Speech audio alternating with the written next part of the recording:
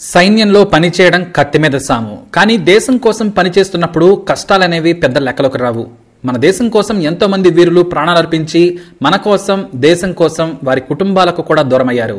ముందుగా వారందరికీ వందనాలు. అయితే ప్రాణాలర్పించడమే కాదు, ఎంతో మంది వికలాంగులైన వీర సైనికులు కూడా ఉన్నారు. మనం ఎంతో మంది సూపర్ హీరోస్ కథలు విన్నాం, ఇంకా వింటూనే ఉన్నాం. భారతీయులుగా వారి విషాద కథలు మనకు బాధాకరమే, కానీ వారి త్యాగాన్ని నలుగురికి తెలపడమే కాదు, దేశమంటే, దేశభక్తి అంటే ఏంటో అందరూ తెలుసుకోవాలి.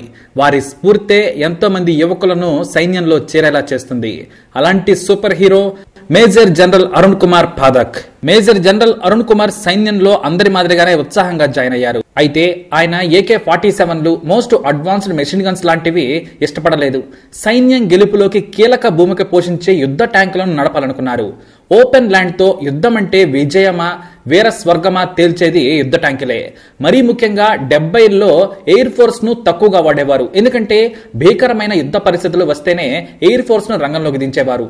పాకిస్తాన్తో పోరాడాల్సి వచ్చిన ప్రతిసారి కేవలం యుద్ధ ట్యాంకులు, బేపత్సం సృష్టించే మోర్టార్లు కథన రంగంలోకి ముందుండేవి. అయితే అరుణ్ కుమార్ మాత్రం యుద్ధ ట్యాంకులనే ఇష్టపడేవారు. వాటిని ఎలా నడపాలి, ఆయుధాలను ఎలా ప్రయోగించాలో నేర్చుకోవాలని కుతూహలంగా ఉండేవారు. మొదట ఆయన ఆర్మీలో పనిచేసినప్పుడు మోటార్ ఎక్స్పర్ట్స్ గా ముందుకు సాగాలని, వాటితో పాటు గ్రెనేడ్ లాంచర్స్ అవసరం వ్యాలీలో ఎక్కువగా అవసరం ఉంటుందని ఉన్నతాధికారులు సూచించారట. కానీ ప్రతిరోజు తనకు యుద్ధ ట్యాంకులు నడపడం, వాటిని పేల్చడం ఇష్టం. ఆ ఇష్టమే నన్ను సైన్యం వరకు తీసుకొచ్చిందని ఉన్నతాధికారులను బ్రతిమలాడుకున్నాడట. దీంతో ఇతని ఇష్టాన్ని, ప్యాషన్ ను చూసి నిబంధనలను కాస్త పక్కనకు పెట్టి ఛాన్స్ ఇచ్చారట. ఇంకేముంది, యువకుడిగా ఉన్న అరుణ్ కుమార్ మొదట తన ట్రైనింగ్ ను విజయవంతంగా యుద్ధ ట్యాంక్ పై తీసుకున్నారు. నేలపై పెరుగుతూనే వాయు వేగంతో వెళుతూ నిప్పుల వర్షం కురిపించేవి. 105mm మందుగుండును ఒకేసారి 44 రౌండ్ల జనరల్ మెషిన్ గన్ మాదిరిగా శత్రువును గొక్క తిప్పుకోనివ్వకుండా చేయగలవు.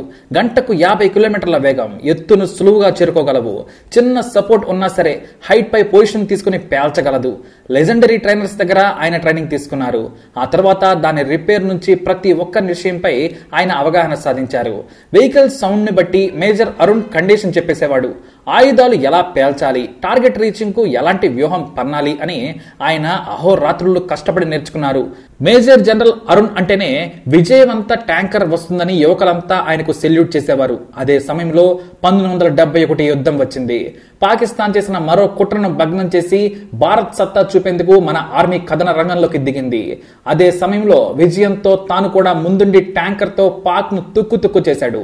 కంటికే కనిపించని శత్రువుతో దూరంగా ఉండి బాంబులు పేల్చినప్పుడు తెలివైన సైనికుడు శబ్దంతో విధ్వంసాన్ని చూస్తాడు. అంటే ఆ సౌండ్ ను బట్టి బాంబు ఖాళీ ప్రదేశంలో పేలిందా, శత్రువు వాహనాన్ని తాకిందా, లేదంటే బిల్డింగ్ ను కూల్చిందా అనేది అంచనా వేయగలగాలి. ఆ సౌండ్ ను బట్టి శత్రువు ఏ మేరకు నష్టపోయి ఉంటాడనేది అంచనా వేయడంలో మేజర్ జనరల్ అరుణ్ ది అందేవేసిన చెయ్యి. అయితే ట్రైనింగ్ తీసుకునే దగ్గర నుంచి 1971 పాక్ తో యుద్ధం వరకు ప్రతిరోజు ఆయన బాంబుల శబ్దాలను వినాల్సి వచ్చేది. కొత్త తరానికి కూడా ఆయన తాను నేర్చుకున్న మేధాశక్తిని అందించారు. కానీ 1971 యుద్ధ సమయంలో ఆయన ప్రతిరోజు బాంబుల మధ్య ఉన్నారు. బాంబుల మోతకు ప్రతిరోజు ఆయన వినికిడే శక్తి తగ్గుతూ వచ్చేది. ఆ రోజుల్లో ఉన్నతాధికారులకు కూడా డబుల్ ప్రొటెక్షన్ హియరింగ్ ఎయిడ్స్ ఉండేవి కావు. దాదాపు 25 ఏళ్లు ఆయన బాంబుల మధ్య ఉన్నారు. కానీ 1971 యుద్ధంలో పాకిస్తాన్ మోకలను ఏరిపారేస్తుంటే ఆయన మరింత ముందుకు సాగారు. ఆ బాంబుల హోరుకు చెవులు నొప్పి పెడుతున్నా ఏ మాత్రం వెనక్కి తగ్గలేదు. యువకులు ఆ చప్పుడును తట్టుకునేవారు. కానీ ఆయనకు 25 ఏళ్ల పాటు ఆ చప్పుడు విని విని చెవుల్లో ఎప్పుడూ మోత మోగుతూనే ఉండేది. ఎందుకంటే ఒక్కసారి యుద్ధ ట్యాంకు నుంచి బాంబు రిలీజ్ అయితే 180 డెసిబల్స్ సౌండ్ రిలీజ్ అయ్యేది. అలాంటిది వందల ట్యాంకుల మధ్య కొన్ని రోజుల పాటు యుద్ధం ముగిసే వరకు ముందుండి నడిపారు. ఏదైనా శబ్దం 85 డెసిబల్స్ ఉంటే అది నార్మల్. కానీ 180 డెసిబల్స్ ఒక్క బాంబు మొత్తతో 24 గంటలు ఆయన వినేవారు. తానే ముందుండి నడుపుతూ ఉండేవారు. ఒక మిషన్ గన్ నుంచి 180 డెసిబల్స్ సౌండ్ వస్తుంది. అలాంటిది రోజంతా అంటే కర్ణబేరి ఆయనకు చిట్లిపోయింది. మామూలుగా మనం కాస్త గట్టిగా మాట్లాడితేనే 60 డెసిబల్స్ ఉంటుంది. ట్రాఫిక్ సౌండ్ 85 dB ఉంటుంది. అంటే నార్మల్ ట్రాఫిక్ సౌండ్ ను కూడా మన చెవి వినలేదు.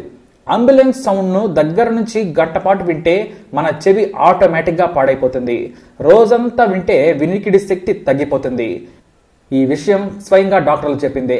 దాదాపు 150 డెసిబల్స్ సౌండ్ ను అంబులెన్స్ సైరన్ రిలీజ్ చేస్తుంది. అలాంటిది కొన్ని వేల రెట్ల సౌండ్ ను విన్నారు అరుణ్ కుమార్. యుద్ధం ముగిసే నాటికి ఆయనకు కాస్త వినిపించేది. కొన్నాళ్ల పాటు చెవిలో బాంబుల మోత తప్ప మరొకటి వినిపించేది కాదు. అంటే ఎవరైనా మాట్లాడినా సరే బాంబుల మోతలా వినిపించేదన్నమాట. ప్రశాంతంగా ఉన్న చెవిలో బాంబుల మోత హోరెత్తేది. యుద్ధం ముగిసినా చెవిలో హోరు మాత్రం తగ్గలేదు. అయితే మేజర్ అరుణ్ యుద్ధంలో గెలిచామనే సంతోషంలో ఉన్నారు. దీంతో తన వినికిడి సమస్యను కూడా మరిచిపోయారు. ఆ తర్వాత గాయాల పాలైన తన టీంను పలుకరించి యోగక్షేమాలు అడిగి తెలుసుకున్నారు. ఆ తర్వాత వరుసగా నెలపాటు సమీక్షలు, ఇతర వ్యూహాలపై చర్చించిన ఆయనకు వినికిడి సమస్యలు మొదలయ్యాయి. దీంతో ఆర్మీ హాస్పిటల్లోనే ట్రీట్మెంట్ తీసుకున్న ఆయనకు డాక్టర్లు షాకింగ్ న్యూస్ చెప్పారు. మీకు భవిష్యత్తులో చెవులు వినిపించవని, కన్నబేరి పూర్తిగా డ్యామేజ్ అయిపోయిందని చెప్పారట. అయినా సరే మేజర్ జనరల్ అరుణ్ కుమార్ ఏమాత్రం నిరాశపడలేదు. అది ఎంతలా అంటే హియరింగ్ మిషన్ పెట్టుకున్న పని చేయని స్థితికి చేరింది. వినికిడి సమస్యతో ఆయన కాస్త ముందుగానే రిటైర్ కావాల్సి వచ్చింది. అయినా సరే బాధపడలేదు మేజర్ జనరల్. నాకు ఎంతో మంది స్ఫూర్తినిచ్చారు, మీకు నేను స్ఫూర్తినిచ్చాను అనుకుంటున్నాను. అంతేకాదు నా దగ్గర శిక్షణ తీసుకున్న నా హీరోలు ఇచ్చిన ప్రాణాల ముందు నా చెవులెంత. ఇంకా చెప్పాలి అంటే చిన్నవాళ్లు చనిపోయి యుద్ధం తర్వాత నేను బ్రతికి ఉన్నందుకు సిగ్గుపడుతున్నాను. మీరు భారత జెండాను ఎప్పుడు తలెత్తుకొని నిలబడేలా చేస్తారని నమ్ముతూ సెలవు తీసుకుంటున్నానంటూ ఆయన తన సిబ్బందికి వీడ్కోలు చెప్పి సగర్వంగా రిటైర్ అయ్యారు. ఇంటికి వచ్చిన తర్వాత మేజర్ అరుణ్ కుమార్ కు చివరికి డోర్ బెల్ కూడా వినిపించేది కాదు. ఆ విషయం తన కుటుంబ సభ్యులకు తెలియడానికి ఎంతో సమయం పట్టలేదు. ఎందుకంటే కొన్ని వేల డెసిబెల్ సౌండ్ ను కొన్ని వందల గంటల పాటు వినడంతో ఆయనకు వినికిడి శక్తి పోయింది. మనవరాళ్లు ఆడుకుంటుంటే చూసి మురిసిపోతారు, కానీ వారి మాటలు మాత్రం వినలేనందుకు ఆయన బాధపడరు. మేజర్ మాత్రమే కాదు, అందుకు మేం కూడా బాధపడలేదంటారు ఆయన సతీమణి. నాయకులు తమ సంపాదనను చూపించి పిల్లల ముందు డాంబికాన్ని ప్రదర్శిస్తారు. ఒక సైనికుడు ఒంటిపై గాయాలను తన పిల్లలకు, తన తర్వాతి తరం వారికి చూపించి స్ఫూర్తినిస్తాడు అని మేజర్ భార్య చెప్పిన మాటలు ప్రతి ఒక్కరిని కదిలించాయి. ఇది ఒక మేజర్ అరుణ్ కథ మాత్రమే కాదు, దీంతో ఎంతో మంది సైనికుల కథ. యుద్ధం చేసి వచ్చిన తర్వాత ప్రతి సైనికుడు మానసిక సమస్యలను ఎదుర్కొంటాడు. కొంతమందికి గాయాలవుతాయి, మరి కొంతమందికి ఇలా వినికిడిపోతుంది. ఏది జరిగినా అది దేశం కోసమేనంటారు మేజర్ అరుణ్. ఏది వినిపించినా వినిపించకపోయినా మన జాతీయ పతాకం కళ్ళెదురుగా కనిపిస్తే చెవుల్లో జాతీయ గీతం నాకు తెలియకుండానే మారుమోగుతుంది అంటారు. ఎంతకంటే నాకు మరేది వద్దంటారు మేజర్ జనరల్ అరుణ్ కుమార్ పాఠక్. ఆ సూపర్ హీరోకి మనమందరం సెల్యూట్ చేయాల్సిందే. జై హింద్. మరి మేజర్ జనరల్ అరుణ్ కుమార్ మనకు చెప్పింది ఒకటే, మన దేశం కోసం పోరాడి ఆయన చెవులను పోగొట్టుకోలేదు, సంపాదించుకున్నాడట. అదే ఆయన ఆస్తి అని చెబుతున్నాడు. తర్వాతి తరం వారికి చూపించడానికి ఇది నా ఆస్తి, ఇది నా హక్కు అని చెబుతూ ఉన్నాడు.